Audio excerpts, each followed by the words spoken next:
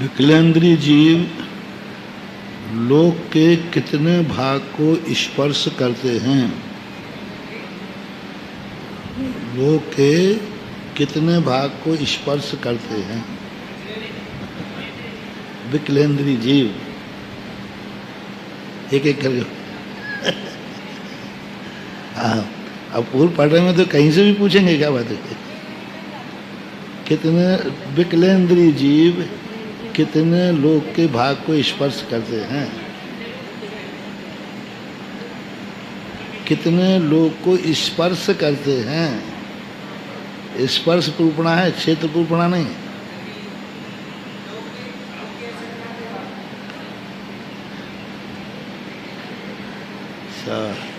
आगे पाठ, पीछे सपा।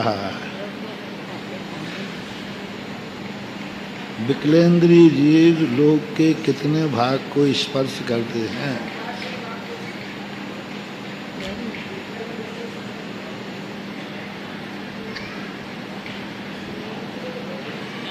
स्पर्श कितने प्रकार से होता है? अब बोलो, स्पर्श कितने प्रकार से होता है?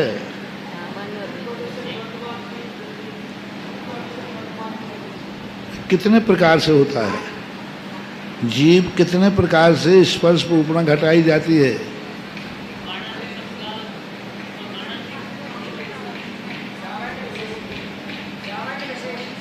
कैसे बताओ, सामान बताओ, कितने प्रकार से स्पर्श घटाया जाता है? अरे इतना पढ़ा क्या है?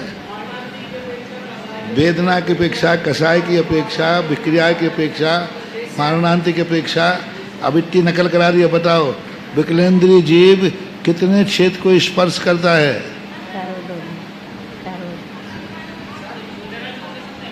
लोक की संख्या से भाग और सर्वलोक है।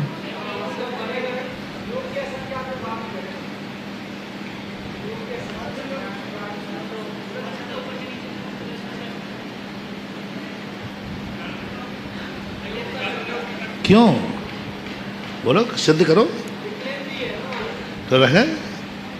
हमने इतने बता दिया, स्पर्श के कितने भेद हैं।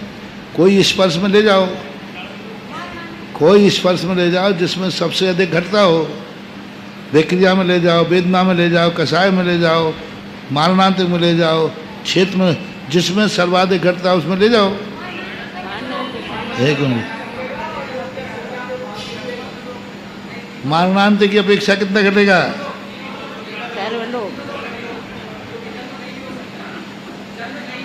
बात ये बताओ ना, मारणांतिक समुद्घात की अपेक्षा सर्वलोक है। मारणांतिक समुद्घात की अपेक्षा सर्वलोक, क्योंकि मर करके वो कहीं भी जाता है। पंचेंद्रियों में मिथ्या दृष्टि गुण स्थान में कितना स्पर्श बनेगा? पंचेंद्रियों में असंयत सम्य दृष्टि में कितने लोक का कितना भाग बनेगा? अब एक मिनट, एक एक करके बताओ, इकट्ठा भूल जाए, सब नकल कर लेते हैं। वाह, असंयत गुण स्थान वर्ती पंचेंद्रिय, असंयत गुण स्थान वर्ती पंचेंद्रिय कितने क्षेत्र को स्पर्श करता है? कैसे बनाओगे? क्यों?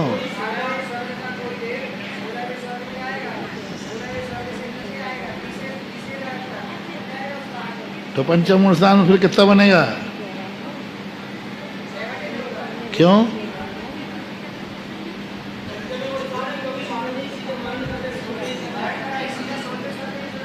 जब 8/4 गुणमान में 8/14 घटा रहे हो तो 5 में क्यों नहीं घटा रहे? पंचम 8वें में कितना घटा? चौथे गुण स्थान में कितना है? तो 5वें में कितना घटाओगे? 8 क्यों क्यों? तो पंचम फिर 6 कैसे घटा दिया तुमने? तो 16वें तक तो 8 है, तो कैसे घटाओगे बताओ तो सही। मारणांतिक समुद्घात की अपेक्षा त्रियंश, मरण की अपेक्षा नहीं, त्रियंशों की अपेक्षा, त्रियंश का पंचम गुण स्थानवर्ती का पहले असंयत समूह से 8/14, पंचम गुण स्थान का तो 6-7वें गुण स्थान का 6/14। क्यों बोले तो मुनि महाराज भी तो 16 में सो जा रहे हैं, क्योंकि वो 2.5 दीप से बाहर नहीं पाए। तो 6-7वें का संख्यात्मक भाग, पंचम का 6/14, चौथे का और मिथ्या दृष्टि का सर्वलोक घटता है।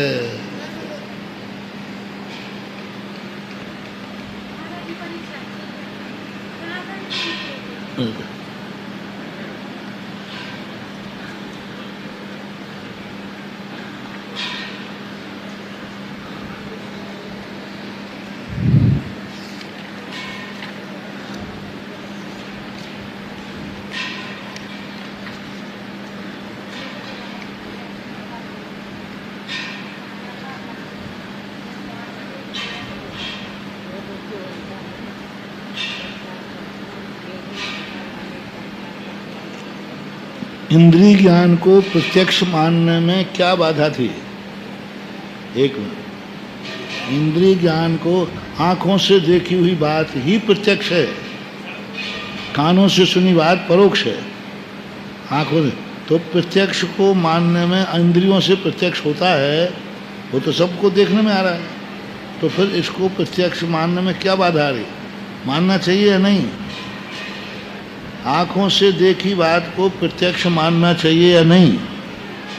तत्वार्थ सूत्र के अनुसार, एक मिनट, तत्वार्थ सूत्र के अनुसार आँखों देखी बात को प्रत्यक्ष मानना चाहिए या नहीं? अब तो बताओ, आँखों देखी बात प्रत्यक्ष में आएगी कि नहीं? क्यों नहीं आएगी बता दो। अरे जितना देख रहा होता तो प्रत्यक्ष मानो नहीं, क्योंकि पर का आलम्बन लेना ही परोक्ष है, परायत्वात्। तो इसलिए अब प्रत्यक्ष मानने में क्या क्या बाधा थी इंद्रियों को प्रत्यक्ष मानने में? हाँ अभी बोल रहे थे, अब बोलो। क्योंकि वो अल्प को जानते हैं, तो इससे क्या हानि हो जाएगी?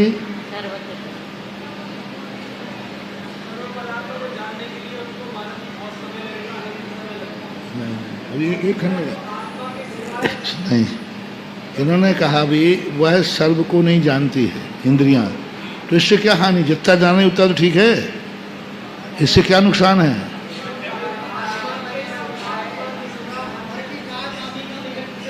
नहीं नहीं, सीधे एक शब्द में बोलो, सर्वज्ञता का अभाव हो जाएगा। अच्छा, और दूसरा, इंद्रियां क्रम से जानती हैं, तो क्रम से जानने में क्या हानि थी? कल ही कहा था, पदार्थ कितने हैं, पदार्थ कितने हैं, तो जानने में क्या समय लगेगा? और युगपद जान रहे इंद्रियां, तो युगपद जानेंगी तो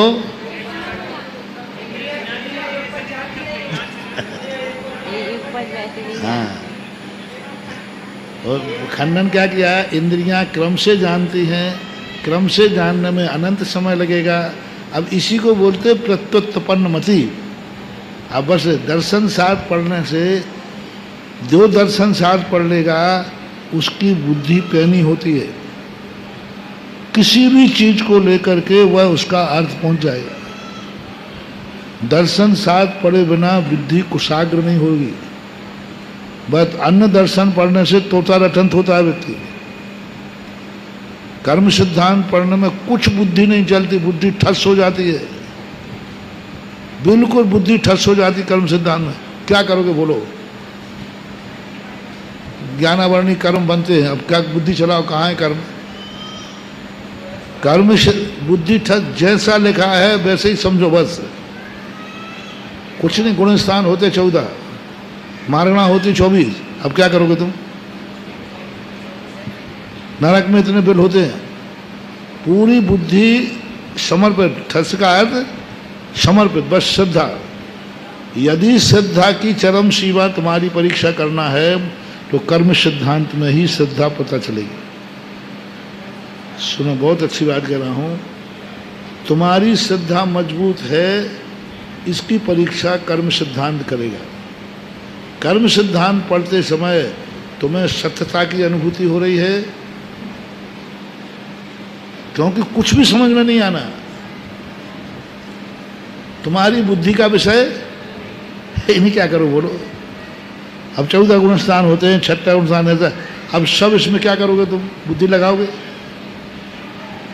सबसे ज्यादा, क्योंकि कर्म सिद्धांत को पढ़ते समय तुम श्रद्धालु हो जैन धर्म के कि नहीं, कर्म सिद्धांत पढ़ते समय क्या तुम्हें सत्यता की अनुभूति हो रही है? मोटिवेशन लेना है, क्योंकि कर्म सिद्धांत में वह सब कुछ लिखा है जिसमें तुम्हारा ज्ञान का कोई प्रवेश नहीं है, तुम्हें स्वीकार करना है। बता दो कर्म सिद्धांत में तुम क्या करोगे? तर्क भी लगा दो, अनंतानुबंधी कसा है, प्रत्याख्यान है, अब क्या तर्क लगाओगे? इतने स्थिति कांडा घात हो रहा है, इतने अनुभाग कांडा लगाओ, बुद्धि लगाओ, क्या करते? अब इसका ही उपशम हो गया, इसका कुछ नहीं लगा। कसाय से बचने का प्रयास तो करेंगे महाराज श्री, उससे कुछ नहीं करोगे आप। जो लिखा है वो सत्य लिखा है, ये अनुभूति कह रहा हूँ। यदि सत्य करोगे तो बचने का प्रयास करोगे, और जब श्रद्धा ही नहीं जमेगी तो, जब तुम्हारी श्रद्धा ही नहीं जमेगी, अब लोग उनने कह दिया कि 3 पल्ले की आयु होती है, 3 कोष का शरीर होता है, अब उस समय तुम्हें सत्यता की अनुभूति हो रही, सब कुछ कल्प वृक्षों से मिलता है, अमृत झरता है, अब देवताओं का शुभ वर्णन आया ना, अब तुम्हें उस समय सत्यता की अनुभूति हो रही क्या? बहुत कठिन है। अपन पढ़ रहे हैं, लेकिन पढ़ते समय सत्यता की अनुभूति हो रही कि ज्ञान की अनुभूति हो रही है? ज्ञान की अनुभूति हो रही, खत्म बात। ज्ञान की अनुभूति तो शोध करने वाला भी ज्ञान कर रहा है। असंख्यात गुणी निर्जरा ज्ञान करने में नहीं है, सत्यता की अनुभूति हो रही कि नहीं? उन्होंने कहा 3 कोष का शरीर था, 3 पल्ले की आयु थी, इस प्रकार के थे। अब उस समय तुम्हें ज्ञान की अनुभूति हो रही, ज्ञान की तो हो रही है, ज्ञान में नकार नहीं रहा हूं मैं, सत्यता की अनुभूति हो रही क्या? सम्यक दृष्टि होगा तो सत्यता की अनुभूति होगी, नहीं तो ज्ञान की अनुभूति होगी। हाँ, ज्ञान तो है, शास्त्र में लिखा है कि ऐसा होता है। तो कर्म सिद्धांत से मैं सत्यता की अनुभूति करना है तो कर्म सिद्धांत पढ़ाओ और उससे पूछो क्या ये सही लिखा है? समझ में कुछ आया नहीं, कुछ भी समझ में नहीं आया है, वहां सत्य बुलवाओ उसे। समझ में कुछ आया नहीं तो अब बोलो सत्य है कि नहीं? अब क्या खाक बोलूं?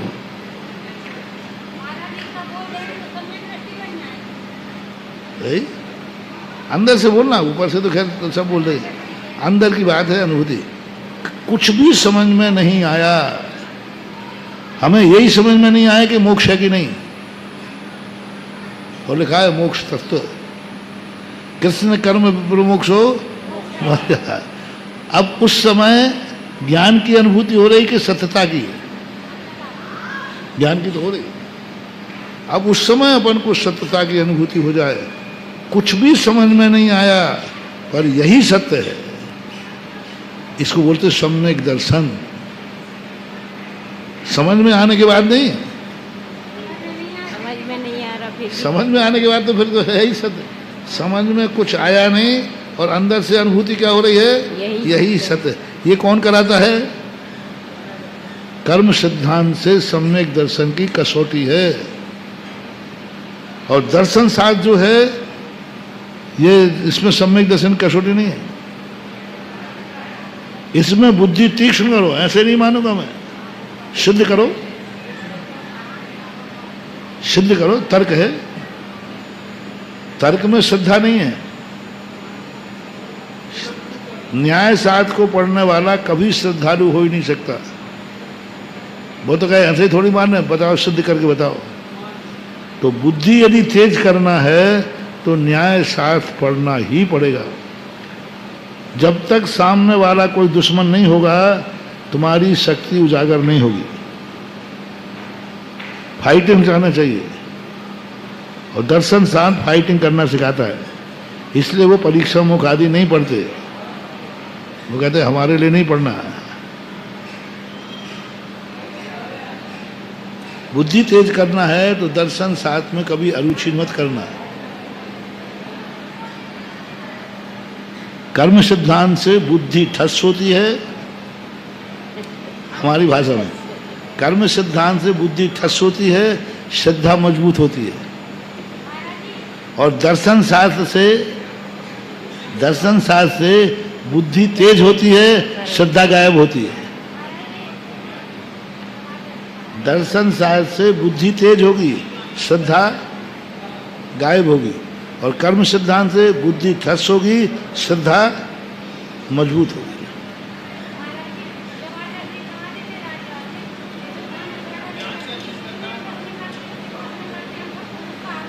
कौन? हाँ वो तो काल भक्षी बोलते थे आचार्य शुक्ल।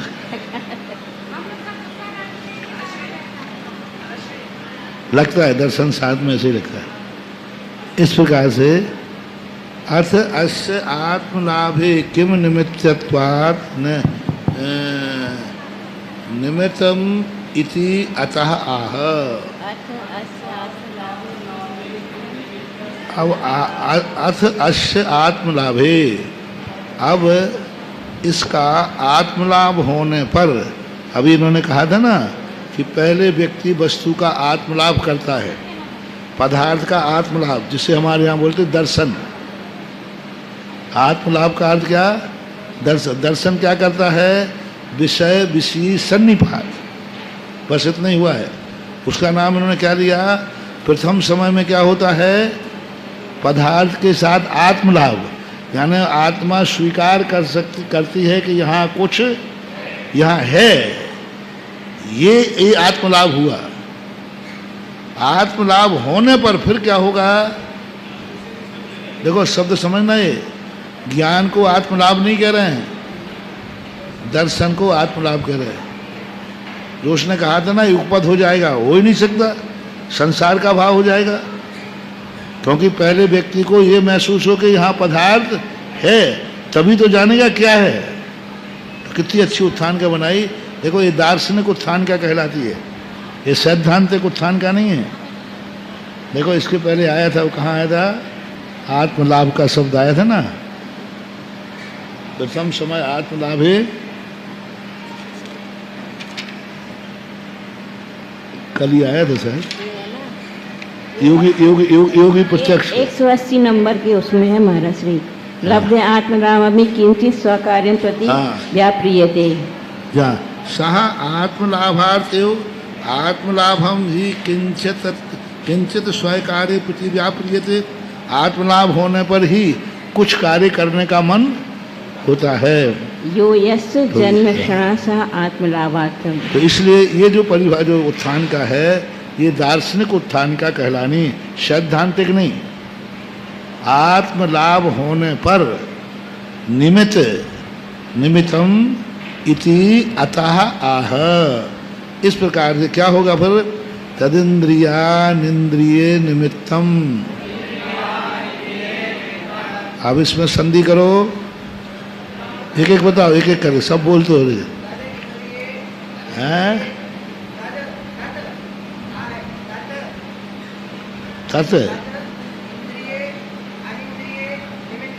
हाँ तो तत् का दा कैसे बना दिया?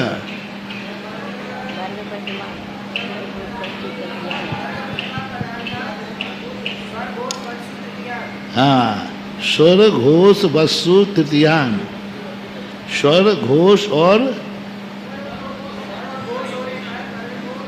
हाँ, तो यहाँ स्वर आ गया ई, तो ई आने पर तृतीय शब्द हो जाता है। अब तद आगे क्या है? तद इंद्री, हाँ बोलो, तद इंद्री क्या है? बोलो जल्दी बोलो। तद, हाँ, फिर आगे पूरा बताओ। इंद्रियम,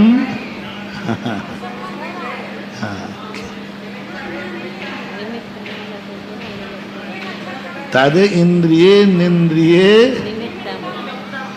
वहाँ क्या लिखा है? हाँ, तो यही तो बार बार पूछा, पूरा लगाओ। निमित्तम, यहाँ पर माँ के स्थान पर, ना के स्थान पर माँ छप गया है। निमित्तम,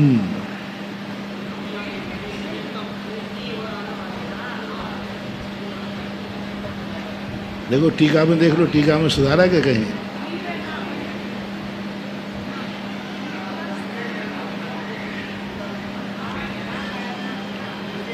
नहीं, पूरा ही शब्द गलत है। और क्या क्या गलत है? ना और माँ, ना आएगा उसके बाद माँ आएगा। हाँ, निमित्तम, हाँ, तो ना शब्द यहाँ मात्रा के पहले आएगा, मात्रा के पहले ना आएगा, फिर माँ आएगा, ऐसा सुधार लेना। इंद्रियात इंद्रि इंदति इति, इंदति ही इंद्र आत्मा, इंदति, इंदति शब्द का अर्थ क्या होता है? आनंद मानने वाली, अनुभव करने वाली। आनंद नाम की कोई वस्तु नहीं है। इंदति इति इंद्राहा, जो आनंद रूप रहता है, आनंद स्वरूपी जो है, क्योंकि कोई भी पदार्थ हैं वे सब आनंद रूप हैं क्या? नहीं, आनंद रूप कौन है? आत्मा का स्वभाव आनंद रूप स्वरूपी है, उसको क्या बोलते हैं? आत्मा। जीव नहीं, आत्मा है ही नहीं। आत्मा कहाँ से आ गई? आत्मा, आत्मा स्वरूप है, आत्मा स्वभाव है। आत्मा कोई वस्तु नहीं है, जीव द्रव्य है। नहीं, जीव का पर्यायवाची आत्मा कहोगे तो जड़ात्मा भी होती हैं, लेकिन जड़ात जीव नहीं होता, जड़ात्मा होती है ना। आत्माएं कितने प्रकार की हैं? धर्मात्मा, पापात्मा, बहिरात्मा, अंतरात्मा। आत्मा कितनों के साथ लग सकता है? जड़ात्मा के साथ लगता कि नहीं? ज्ञानात्मा, धर्मात्मा। तो ये वस्तु, आत्मा यदि वस्तु मान लोगे तो गड़बड़ हो जाएगा। नहीं,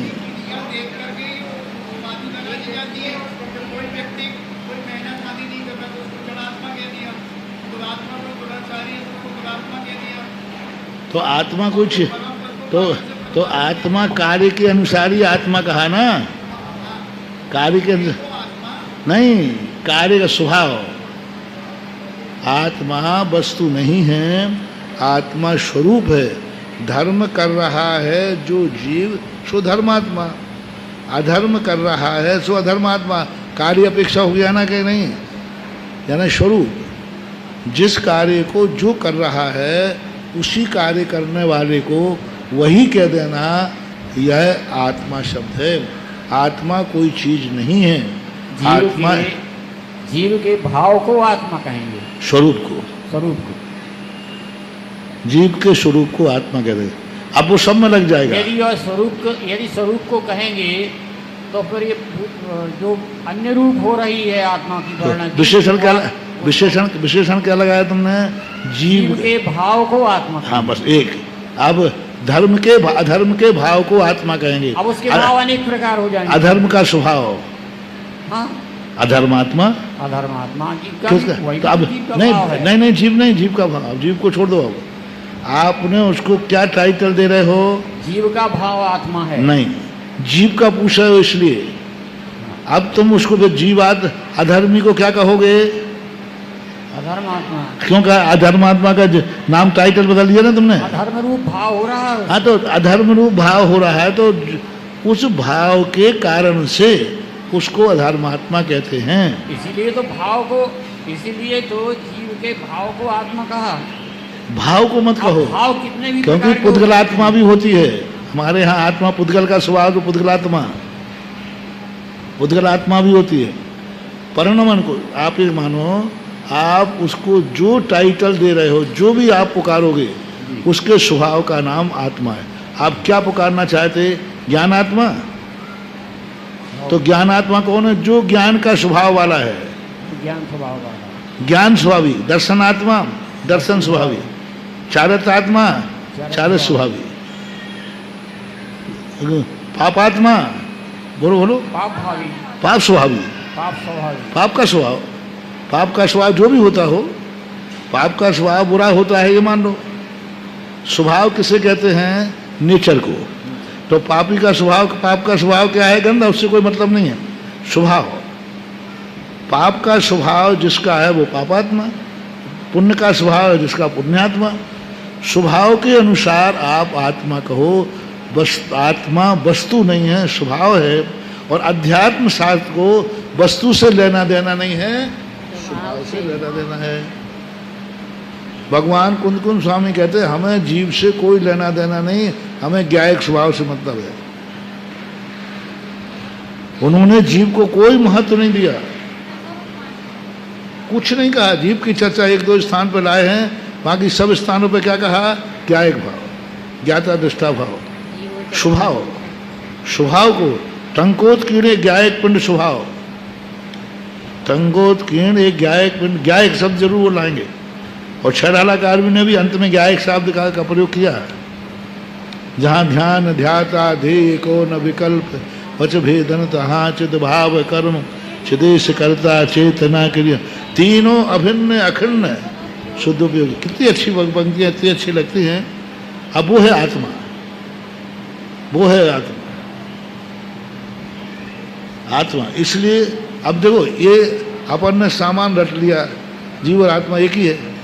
ठीक है, बाल बोध की अपेक्षा ठीक है, लेकिन चिंतन तो करो पहले। चित स्वभावाय भावाय सर्वभावांतर छते नमा समय साराय स्वानुभूतिया चकासते। चित स्वभावाय भावाय सर्वभावांतर छते। अभी किसी ने कहा ना कि छह ढाला जो है आगम भास है, क्योंकि उन्हें वीतराग विज्ञानता को नमस्कार किया गया। अभी काफ़ी चर्चा, प्रश्न भी आया था कि छह, कोई भी हो, छह ढाला में छोड़ो, छह ढाला में वीतराग विज्ञान से स्वरूप स्वीकार, तीन भुवन में सार वीतराग, हाँ विज्ञानता। अब यहाँ मंगलाचरण में वीतराग विज्ञानता को नमस्कार किया, तो यहाँ विज्ञानता को नमस्कार कर रहे हैं, पंच परमेष्टि को नहीं। अरे मैंने कहा इसमें क्या हो गया? अमृतचंद सूर्य ने समय सार को नमस्कार किया। नमा समय सार आय स्वानुभूतिया चका सते चित स्वभावाय भावाय सर्वभावांतर छदे। कितने अच्छा, किसको नमस्कार है देखना। अब अध्यात्म ग्रंथ है, तो अध्यात्म ग्रंथ में हम पंच परमेष्टि को नमस्कार नहीं करेंगे। हमें यही ज्ञान नहीं है कि अनुयोग की भाषा क्या है, हमें यही मालूम नहीं कि उपन्यास की भाषा क्या है। हम कहते हैं कि पुराण में श्रृंगार रस नहीं होना चाहिए। उन मूर्खों को यही पता नहीं कि पुराण की परिभाषा यही है। नहीं, गोष्ठियों में आया ना, यदि ये वर्णन नहीं करते तो क्या बिगड़ जाता? पुराण नहीं कहलाता, कथा कहलाती। तुलसीदास के पुराण को कोई पुराण नहीं कहते। बहुत अच्छी बात एक ब्राह्मण ने कही थी, सुनो विनोद, बागी जी एक विद्वान थे, उन्होंने कहा तुलसीदास की रामायण महाकाव्य नहीं है, कथा है, क्योंकि उसमें पुराण के और महाकाव्य के एक लक्षण नहीं है, क्योंकि उसमें श्रृंगार नहीं है, उसमें करुण रसादि नहीं है, वो कथा है। पुराण बनाना है तो आपको पूरा अंगोपांग श्रृंगार वर्णन करना ही पड़ेगा, और महाकाव्य बनाना है तो अब तुम कहोगे इतना रस अलंकार श्रृंगार लिखने की क्या जरूरत पड़ी? जरूरत ये पड़ी कि वो महाकाव्य है, उसमें पूरे रस हैं, पूरे रस हैं। महाकाव्य का पूरा लक्षण उसमें विद्वान है तभी महाकाव्य है, नहीं तो एक कथा है। आप यदि आपको श्रृंगार रस आदि प्रिय नहीं है तो आप अपने ग्रंथ को महाकाव्य क्यों रखना चाहते हो? आप सीधा करो कथा है। आप नहीं कहूंगा तो महाकाव्य है तो उसमें रस लाना पड़ेंगे। तो हम ये नहीं समझ पा रहे हैं कि उपन्यास की भाषा क्या है, पुराण की भाषा क्या है। हम कहते हैं ये व्यर्थ का वर्णन किया, देखो पहाड़ों का वर्णन कर रहे, श्रृंगार इससे क्या रन, अरे भाई जेल हो जाएगा उसमें। राजा महाराजाओं को यदि कोई जनहित याचिका धारण कर दे कि इन्होंने पुराण का अपमान किया है, कानून का उल्लंघन किया है, क्योंकि पुराण नाम रखा है और पुराण के लक्षण नहीं है, उसको बंदी बना देगा राजा, जेल डरेगा, तुमने कानून का उल्लंघन किया है। हाँ, कानून बना देगा। आपने पुराण क्यों नाम रखा? पुराण के लक्षण कहाँ है इसमें? महाकाव्य नाम रख रहे हो, महाकाव्य लक्षण नहीं है, आप अपराध की कोटि में आओगे।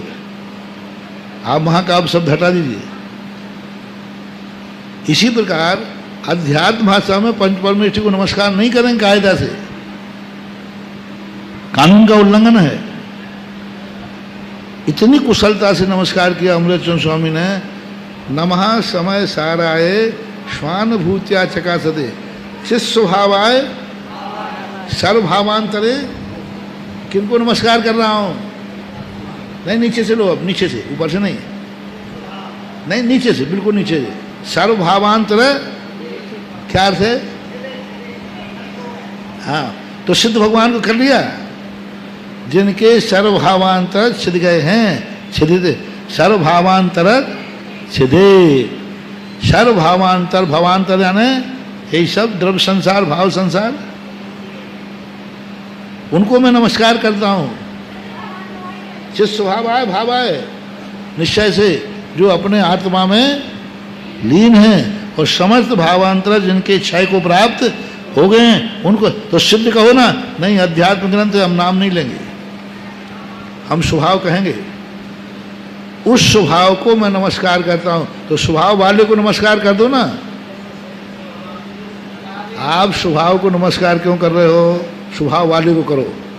अध्यात्म कहता वाले को नहीं करूंगा, क्योंकि व्यवहार आ जाएगा, भेद आ जाएगा ना। बाला शब्द लग गया तो भेद हो गया कि नहीं भाई? हम स्वभाव वाले को नमस्कार नहीं करेंगे, स्वभाव को नमस्कार करेंगे। इसलिए कुंद स्वामी ने कहा मैं आत्मा की बात करूंगा, जीव की नहीं। मैं जीव द्रव्य की बात नहीं करूंगा। लेकिन दूसरी गाथ है में तो कहा ना, जीव और चरित्र दर्शन।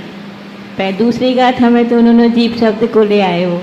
जीव, जो जीव जरस ज्ञान दर्शन चाँद का धारी है वो समय सार में स्थित है। समय में स्थित है। कौन जीव? किस जीव को मैं स्थित कर रहा हूं? जो समय सार में यानी आत्म रूप में है। समय सार में 2-3 बार जीव आया है, ऐसी बात नहीं है, लेकिन मूल लक्ष्य क्या है वहां पर? आत्मा। क्यों आत्मा लाए? जब 6 द्रव्यों में आत्मा नहीं है तो आप आत्मा की सिद्धि कर रहे हो कि जीव की? दर्शन शास्त्रों में जीव की सिद्धि है, आत्मा की सिद्धि नहीं है। अब ये भेद डालो। अब ये भेद के लिए अपन को खुद बुद्धि चाहिए। अपन तो सामान मानते आत्मा और जीव एक ही। जब आत्मा जीव एक ही है तो फिर ये नाना आत्मा के नाम क्यों? ज्ञान आत्मा, धर्मात्मा, पाव, ये सब क्यों बोल रहे हैं?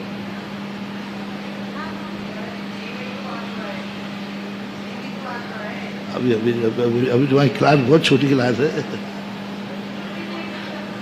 धीरे धीरे तो समझ में आ जाएगा कि आत्मा और जीव बहुत ऊंची किताब है, बहुत ऊंचा। हमें ये बात समझ में आई थी माही बांध के ऊपर सामायिक के लिए। 2000 बांसवाड़ा में छतरमास था। 2007 में माही बांध पर सामायिक किया, दोपहर माही बांध पे गए थे। और वहाँ सामायिक करते हुए बिल्कुल बांध है बहुत बड़ा, वहीं पर पेड़ के नीचे बैठ के सामायिक की थी। तो वहाँ की लहरों को देख करके समय सार की जीव और आत्मा समझ में आई थी। पढ़ते पढ़ते नहीं आई, समय सार पढ़ते नहीं आई, इतने वर्षों में नहीं आई, गुरुदेव ने समझाई तो भी। अब क्या बोले, आत्मवर्णी कर्म का उदय था, समय सार पढ़ा तब भी नहीं आई। अब माही बांध के यहाँ बैठे बैठे वहाँ 3-4 घंटे बैठा था मैं, वहाँ 4 साढ़े 4 बजे उठा था। बस वहाँ उस दिन समझ में आई थी कि जीव और आत्मा क्या है। और वहाँ के बाद हम आए थे सीधे भूंगड़ा, तो भूंगड़ा में इसी पर प्रवचन हुआ था, जीव क्या है, आत्मा क्या है। महाराज जी, उस दिन की सामायिक का जो आपका अंतरंग भाव था उसको मैं सुनना चाहता हूँ। बता दिया ना, इससे ज़्यादा क्या बताऊँ। अरे इतने संक्षेप में बता दिया अरे महाराज। तो आपको 4 घंटा लगेगा, हमें आप 4 थे। 4 घंटे में वो उठती हुई लहरें देखता रहा कि नदी है या तालाब है या जल है, आनंद किसका है। लहरों का आनंद है तो लहरें तो सब जगह उठती हैं। समुद्र का आनंद है, पानी का आनंद है, किसका आनंद है। कुछ नहीं, लहरों का आनंद है तो यहाँ भी लहरें उठा दो, पानी उछाल दो यहाँ पे, क्या यहाँ उठ जाए। वो आनंद किसका है, वो बस वो पकड़ रहे हैं अपन को। पानी का आनंद है तो पानी से सब जगह है, नदी का आनंद है तो नदी तो है ही ना, नदी का आनंद है ना, पानी का आनंद है ना, लहरों का आनंद है, बस वो आनंद है। वो आनंद है ही किसका है, वही स्वभाव, वही स्वभाव है। वो जीव स्वभाव तर्क को छोड़ो, फिर क्या कहा, स्वभाव वो तर्क को जो है, स्वभाव तर्क के अगोचर है, अगोचर है। वो जल का स्वभाव है, जैसे जीव का स्वभाव आत्मा है। तो ऐसे जल का स्वभाव, वह जल के स्वभाव में जो तरंगायत हो रहा है वो जल का स्वभाव है। अरे जल तो तुम्हारे तरंगे तो पता नहीं कहाँ कहाँ उठ जाएंगे, यहीं भी उठ जाएंगे, पानी भर लो तो नहीं आएगा। सब जगह जल है, सब जगह उसका स्वभाव रहेगा न, तो तरंगे उठना स्वभाव, तरंगों में आनंद नहीं है, वो तो क्षणशील है, वो तो हवा के द्वारा पैदा की गई है, पराधीन है। स्वभाव कहाँ से हो जाएगा वो तरंगे तो हवाओं ने पैदा की है, स्वभाव नहीं है। तो कार्य के लिए निमित्त तो चाहिए ही पड़ेगा। स्वभाव अतर्क निमित्तातीत है, स्वभाव वो आत्मा है। वो फिर समझ में आया, ओहो, मैंने कुछ दिन सोचा, मैंने कि माही बांध पर आना आज मेरा सफल हो गया। बहुत बहुत मेहनत से गए थे, इतने कंकड़ पत्थर कांटों में से गए। वहाँ कहाँ से, कौन से गांव से आए थे, वो खांदू कानून के पीछे गांव है ना, वो शर्मन और बहुत मुश्किल पहुँचे। फिर वहाँ जाकर के बाद में तारमन की आना सफल हो गया। कुंद भगवान को नमस्ते किया, भगवान आशीर्वाद दे दो, समझ में आ गई आपकी बात। नहीं तो अभी तक यही कह रहा था कि जीव शब्द कहने में क्या आपत्ति, आत्मा आई कहाँ से, आत्मा स्वभाव है। और वो किसी से मत बांधो, ना वो पर्याय है, स्वभाव ना पर्याय रूप है, भाव पर्याय रूप है। तुमने भाव कहा था, जीव का भाव नहीं, भाव तो पर्याय है, भाव पर्याय है, स्वभाव नहीं। तो गुण है नहीं, फिर द्रव्य है नहीं, तो इसके अलावा क्या है, द्रव्य गुण पर्याय के अलावा क्या है, और तीनों स्वभाव नहीं। उदाहरण दूं, पंडित वैद्य जी महाराज सुनो, पेपरमेंट है, अजवाइन का फूल है, और कपूर, ये तीनों हैं। अमृत धारा क्या है, इन तीनों में से बताओ क्या है, इन तीन के अलावा क्या है, उसका धर्म अर्थात स्वभाव है। तीन किसका स्वभाव है, उनकी विस्तृत पर्याय जो है उसका स्वभाव है, अकथनीय है, अकथनीय है। आप नहीं, आप पकड़ के बताओ कि इसका स्वभाव है, इसका स्वभाव है, बता सकते, कुछ नहीं कर सकते, पकड़ नहीं सकते। उन तीनों की एक दशा का, ऐसी अपनी आत्मा को हम पकड़ नहीं सकते। कुंद भगवान ने आत्मा का लक्षण बनाया है, अरुस्मरूपम गंधम अब्बतम चेतना गुण जान अलिग्न गहनम। क्या बात कर रहे हैं, अब जीव का लक्षण बता रहे हैं यहाँ, इंदती थी इंद्रा। अब यहाँ अपन इस शब्द व्याख्या कर रहे हैं, इंदती थी इंद्रा। अब यहाँ से अपन आनंद विष्णु गए, इधर जीव का लक्षण बता रहे हैं, और वहाँ क्या कह रहा है, जान अलिंग ग्रहणम। वो किसी लिंग से पकड़ में कैसे नहीं आई, ज्ञान दर्शन से पकड़ में आ रहा है। लिंग किसे कहते हैं, पहचान को, लक्षण को, चिन्ह को, पकड़ में आ रहा है जीव। जान, फिर आगे बोलो, जान लगे। अनिर्दिष्ट संस्थान कैसे कहते हैं, संस्थान ही नहीं है, है? जीव मरिदिक्त संठानम, जीव कहा उन्होंने, जीव मरिदिक्त संठानम। नहीं नहीं नहीं, हरस मरुगम गंधम अवत्तम चेदना गुण जान जीव मरिदिक्त संस्थानम। जीव क्या है, इन सब से रहे, अनिर्दिष्ट संस्थान से रहे। अनिर्दिष्ट संस्थान, उसका कोई निश्चित संस्थान नहीं। अब वहां क्या कहा है, ये जीव का स्वरूप है, जीव नहीं। जीव की परिभाषा क्या है, जीवती अजीवत। हाँ, अब वो स्वभाव है। तो अध्यात्म को पढ़ने के लिए हमें, किसी भी अनुयोग पढ़ने के लिए हमें पहले उसका नेचर समझना है, यह अनुयोग की शैली क्या है। हम कहते देखो कर्म सिद्धांत को छोड़ दिया, अरे उसकी स्वभाव नहीं है।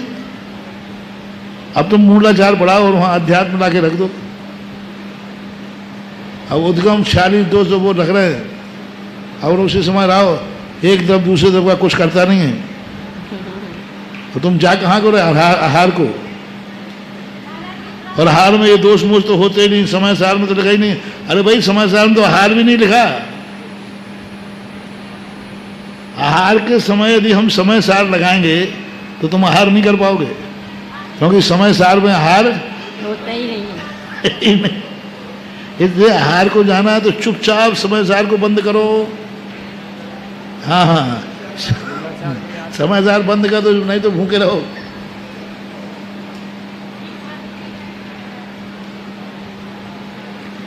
इंदति इति इंद्रः, बहुत अच्छी परिभाषा है, समझना।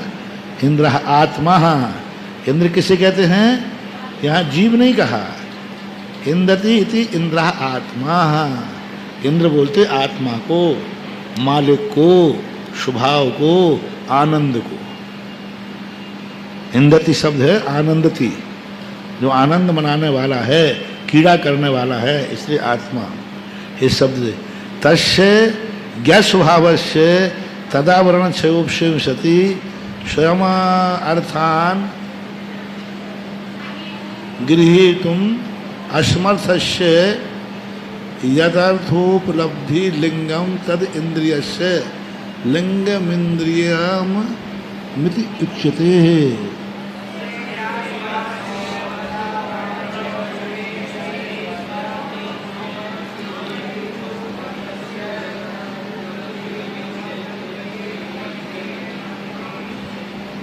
तस्य ज्ञात स्वभाव से, ज्ञात स्वभाव किसका है, आत्मा का। जीव का स्वभाव जानना देखना, जानना जीव है। ज्ञान क्या करता है, जानना, और जाना नहारा कौन है, ज्ञात स्वभाव, ज्ञाता स्वभाव। ज्ञान जीव का स्वभाव ज्ञान नहीं है, जानना स्वभाव, ज्ञाता है। ज्ञायक स्वभाव है, ज्ञान स्वभाव नहीं। ज्ञान तो गुण का लक्षण है। आत्मा कैसे हो सकती है ज्ञान, आत्मा ज्ञान कैसे हो सकती है। ज्ञान भिन्न है, आत्मा ज्ञाय ज्ञाता। हमें ज्ञान का अनुभव नहीं होता। ज्ञाना जैसे धन और धनी, दोनों में अंतर है कि नहीं, कितना अंतर है बोलो। धन और धनी, आनंद धन में है कि धनी में। इसी प्रकार आनंद ज्ञान में नहीं है, ज्ञानी में है। धन में आनंद नहीं है, धनी में आनंद है। इसी प्रकार ज्ञान में आनंद नहीं है, न जानने में आनंद नहीं है, ज्ञाता में, ज्ञायक में।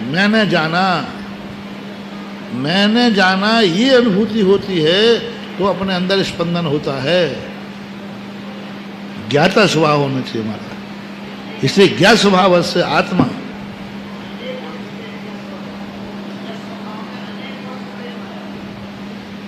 तुम्हें जो करना हो मालिक है बस। मालिक पने में अनुभूति है कि क्रिया में अनुभूति है? गाड़ी कौन चला रहा है? ड्राइवर। लेकिन उसको अनुभूति नौकर की हो रही कि मालिक की? नौकर।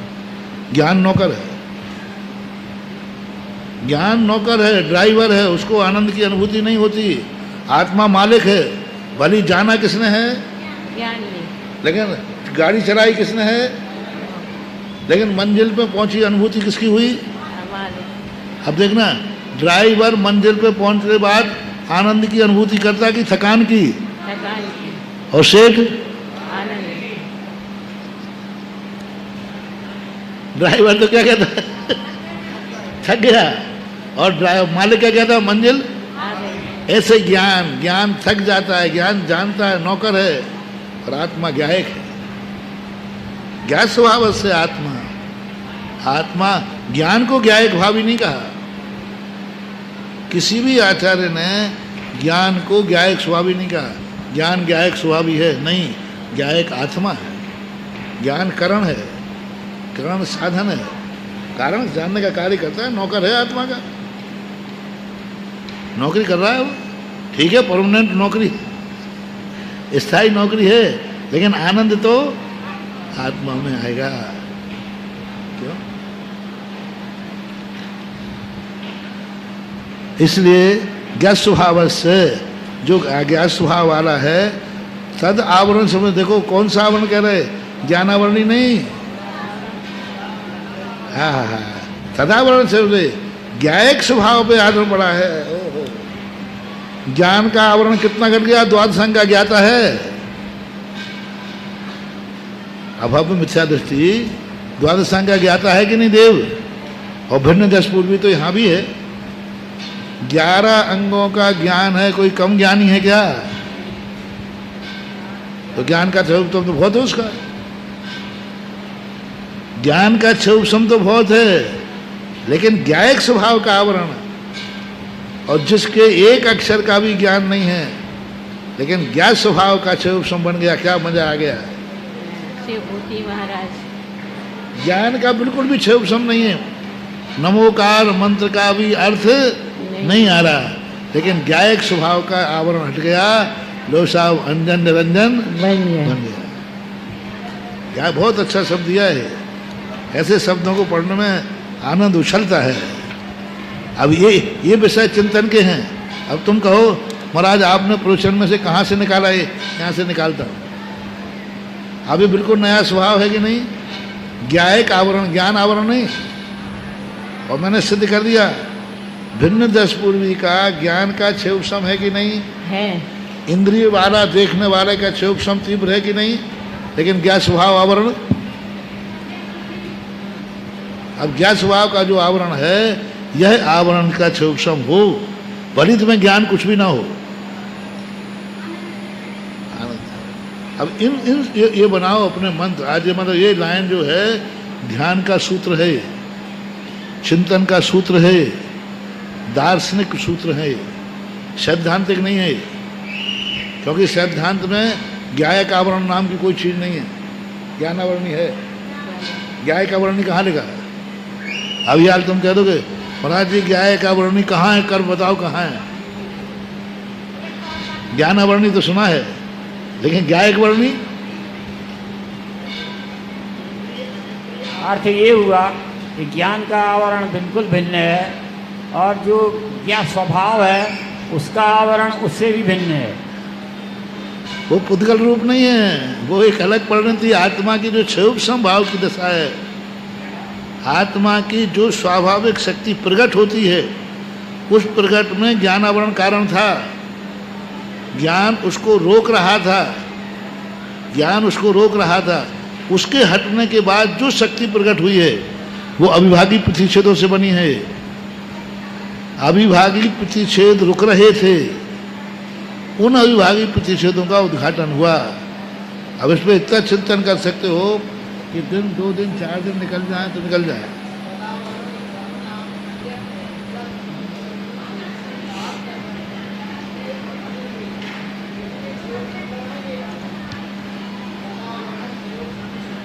हाँ ठीक है।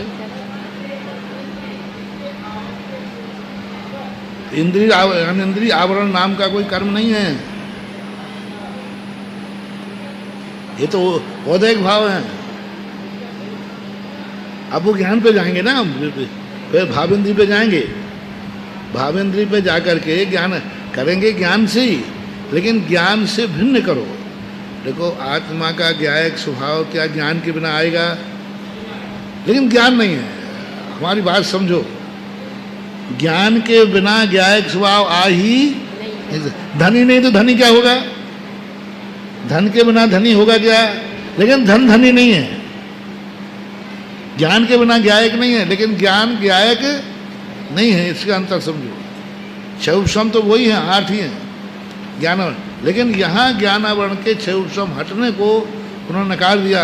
उन्होंने कहा कि अभी ज्ञा स्वभाव प्रकट नहीं हुआ। द्वादशांग का ज्ञान कर लिया तो क्या हुआ? भावलिंगी हो गए तो क्या हुआ? ज्ञा स्वभाव प्रकट नहीं हुआ। और ज्ञा स्वभाव हमारी आत्मा की शक्ति है। हमने प्रकाश में से धूल हटा दी, धूल हटाने का नाम प्रकाश आ गया। प्रकाश से आएगा, प्रकाश के धूल के हटने से प्रकाश आया।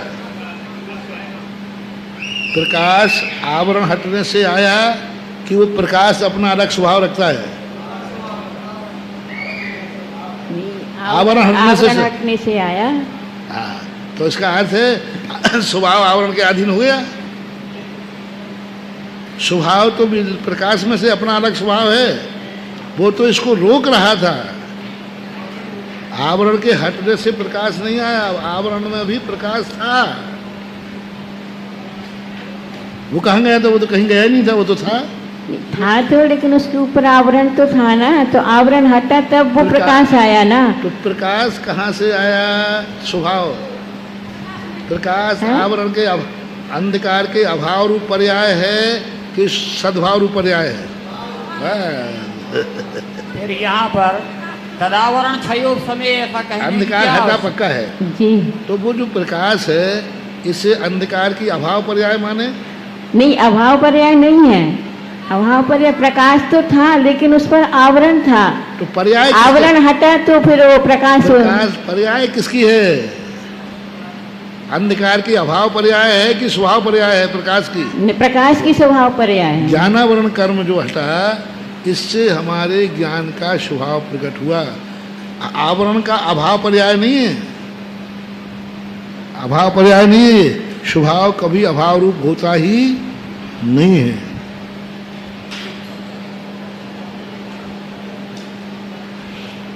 लेकिन कहने में क्या आएगा? हिंसा हटी सो अहिंसा प्रकट हुई। तो हिंसा का अभाव रूप हो गई या हिंसा अभाव पर्याय हुई? अब देखना है व्यवहार में, मैं भी प्रोफेशन में बोलता हूँ, व्यवहार में क्या कहेंगे? हिंसा का अभाव ही अहिंसा है। व्यवहार पक्का है, लेकिन क्या अहिंसा अभाव पर्याय है कि स्वभाव पर्याय है? स्वभाव पर्याय पर अभाव पर्याय से क्या लेना देना हमारा? अब अध्यात्म ग्रंथ कहता है तुम ये क्यों कह रहे हो कि हिंसा हटी सो अहिंसा प्रकट हुई? अहिंसा तो हमारा स्वभाव है। आवरण हटा सुच, इसलिए अध्यात्म ग्रंथ क्षय उपशम उपशम भाव को नहीं मानता। वो कहता है ये तुम पराधीन कर रहे हो। क्षयिक भाव भी आत्मा का स्वभाव नहीं। क्षयिक भाव किसकी अपेक्षा रख रहा है? कर्म की। क्षय की अपेक्षा रखता है। कर्मों के क्षय से हमें ज्ञान प्रकट हुआ है कि ज्ञान हमारी स्वभाव पर्याय है। कर्म वो ज्ञ स्वभाव को ढाक रहा था। कर्म उस हमारी शक्ति को प्रकट होने नहीं दे रहा, लेकिन ज्ञान तो हमारा स्वभाव है। बहुत अच्छा शब्द है ज्ञ स्वभाव। तदावरण से उपशम सती, उन ज्ञान स्वभाव के तदावरण, यहाँ तदावरण क्षयोग समय से फिर क्या प्रयोजन रह गया? ज्ञ स्वभाव का तद आवरण क्षयोग समय सती स्वयं अर्थान गृहीतुम, स्वयं अर्थ को ग्रहण करने में असमर्थ से क्या निकालना है यहाँ? स्वयं अर्थान, स्वयं के अर्थ को। स्वयं का अर्थ क्या? जो उसका विषय है। आँख का विषय क्या है? रूप, रूप है। कान का विषय शब्द है। इसका बताया इस पर तो स्वय अर्थान, स्वय अर्थान है हमारा अर्थान नहीं, अपना विषय स्वयं स्वयं विषय गृहीतुम ग्रहण करने में असमर्थ से असमर्थ के यथ अर्थोपलब्धि लिंगम उस अर्थ की उपलब्धि के लिए लिंगम साधन, लिंग कैसे बोलते हैं साधन को। अग्नि का लिंग क्या है धुआं, मुनि का लिंग क्या है पिछी, दूर से हम देख के दिगंबरत।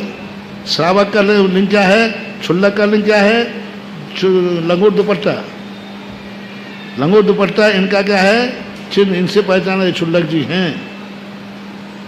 तो ये कहलाता है जिसमें से हम उसको, बहुत अच्छी परिभाषा है, स्वयं अर्थान गृहीतुम असमर्थ से, हम पदार्थ को ग्रहण ही नहीं कर पा रहे थे, उनसे कहा घी लाओ, अब कह रहे हैं घी, क्योंकि तुम्हें घी का पता ही नहीं घी होता क्या है। अब तुमसे अनजाने व्यक्ति से कह दो कि मटका लाओ, जिसने मटका कभी देखा नहीं है तो क्या लाएगा, नहीं गोल मोल का लक्षण पता चल गया उसको। इंद्रिया आत्मा, आत्मा अपने विषय को ग्रहण करने में असमर्थ है संसार दशा में, तो अब वो किससे जाने, शब्द कान से सुनना है, देखना आंख से, चखना इससे, तो इंद्रम लिंगम साधन, यहाँ लिंग का अर्थ क्या लेना साधन।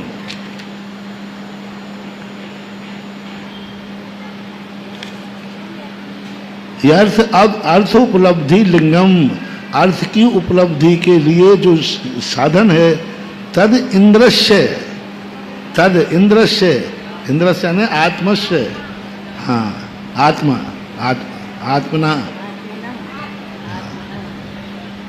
षष्ठी भक्ति ना नपुंसकलिंग है,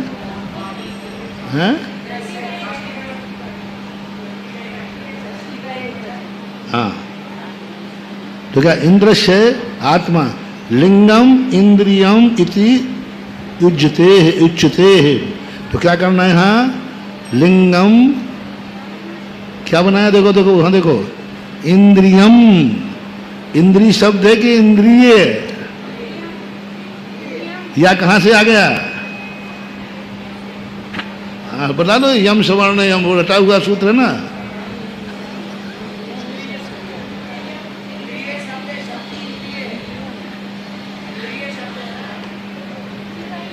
तो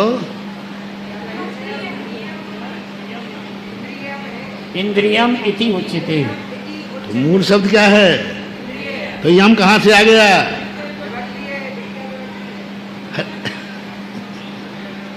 तो मुनियम बनता है क्या,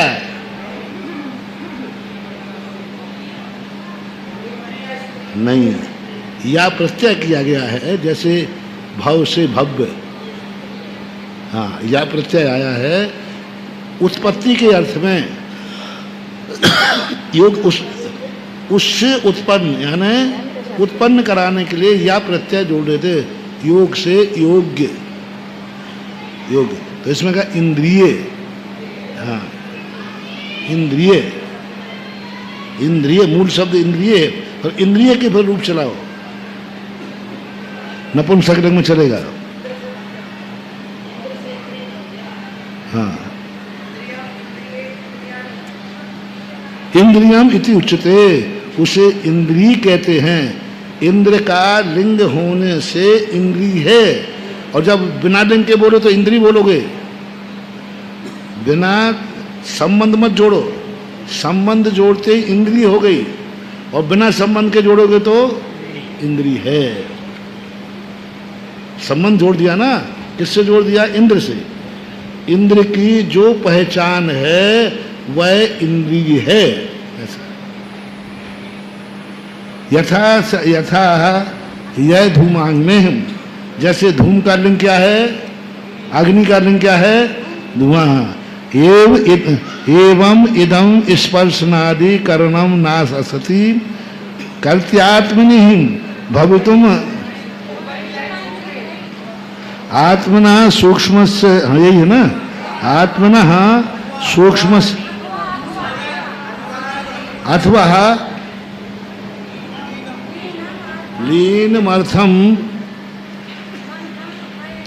गम्यति, गम्यति लिंगम, अथवा लीनम अर्थम गम्यति, अथवा क्या है, लीनम अर्थम, अर्थ में उपयोग, तद्रूप होना, अभिमुख होना, समस्त उपयोगों को छोड़ करके एक अर्थ की तरफ होना, एकाग्र।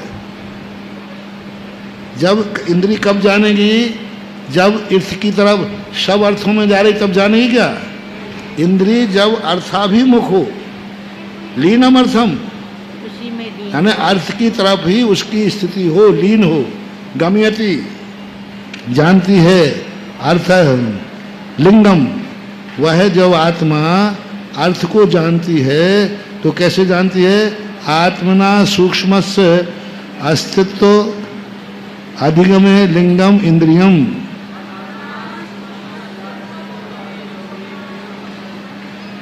आत्मा जो सूक्ष्म है उसके अस्तित्व का अधिगम करने के लिए, सूक्ष्म का अर्थ क्या, सूक्ष्म का सूक्ष्म नहीं, पहचान नहीं होना, तो जब आत्मा सूक्ष्म है उसके अस्तित्व का ज्ञान कराने के लिए क्या होता है, इंद्री का आलम्बन। यथा यह, ये सब दार्शनिक परिभाषाएं हैं, सैद्धांतिक नहीं, दार्शनिक परिभाषा। क्या यह धूमांग, यथा यह धूमांगने हम एवं स्पर्शनादिकरणम नाशति,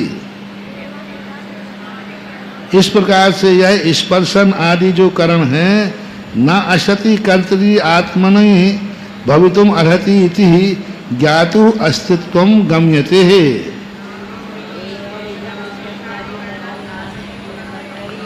क्या स्पर्शनादिकरण के बिना आत्मा इन सब का कर्ता हो सकता है, नहीं हो सकता। भवितुम अर्हति इति, यानी शक्य नहीं है। ज्ञातु अस्तित्वम गम्यते, ज्ञातु यानी जानने वाले, किसको जान रहा है, अस्तित्व को। अस्तित्व को जानने वाली आत्मा कब समर्थ हो पाई, करण, करण यानी इंद्रिय। आत्मा जान, पहले लक्षण बना के आए थे ना, पदार्थों को जानने में जब असमर्थ होते हैं तो हम चिन्ह से पहचानते हैं, तो इंद्रियों के आलम्बन लेकर के ही आत्मा अर्हति, अर्हति यानी योग्य होती है, अर्हति। यदि करण का आलम्बन न मिले तो अर्हति नहीं बनेगा शब्द। कितनी अच्छी भाषा दी उन्होंने, स्पर्शनादि करणम नाशति कर्तरी आत्मनि भवितुम अर्हति इति ज्ञातो अस्तित्वम गम्यते। या आत्मा ज्ञाता नहीं बन सकती, वस्तु के अस्तित्व को नहीं जान सकती, समर्थ ही नहीं होगी, किसके बिना, स्पर्शनादि करणम। यदि स्पर्शनादि करण नहीं है तो आत्मा में जानने की शक्ति भी नहीं है। अथवा इंद्रतिथि नाम कर्म उच्चते है, अथवा ये मानो कि इंद्र के नाम कर्म है, इंद्रिय के नाम कर्म है ना, नाम कर्म उच्चते तेन श्रेष्ठम इंद्रियम। इंद्र को इन्होंने नाम कर्म में ले लिया। हाँ, स्वधर्म इंद्र है, इंद्र है तो नाम कर्म। इंद्र को नाम कर्म कहा, तेन सिस्टम इंद्रियम, और उसके द्वारा जो कार्य किया जाता है, सृष्टि यानी, सृष्टि यानी कार्य, सृष्टि यानी रचना, रचना वही कार्य, सृष्टि यानी कार्य, इंद्रियम, इंद्र के द्वारा। हाँ ठीक तो है, ठीक ठीक, ओहो अपन थोड़ा छू गए। इंद्र इति नाम कर, इंद्र यानी आत्मा, आत्मा के द्वारा किया गया है इसलिए इंद्रिय है। नाम कर्म, नाम इंद्रिय नाम कर्म को किसने रचना की, अपने आत्मा के परिणाम। हाँ ये लो ना, इंद्रियम, क्योंकि आत्मा ने ही, इंद्र ने आत्मा, आत्मा ने नाम कर्म के माध्यम से इंद्रियों की रचना की। यानी इंद्रियों का रचनाकार कौन है, इंद्र। बस यहीं से हो जाएगा हरि। अब ये ऐसे शब्दों से दो अर्थ निकल जाते हैं। जैन साथ में खुद लिखा है कि शरीर का रचना इंद्र करता है, इंद्र है, और इंद्र आने हरि, और हरि आने बस फिर भेद बदलते जाओ। अब इंद्र आने यहाँ आत्मा है, यानी नाम कर्म आदियों को आत्मा रचता है, इसलिए इसका नाम इंद्रिय है। बहुत अच्छी बनी, दार्शनिक चीज़ें।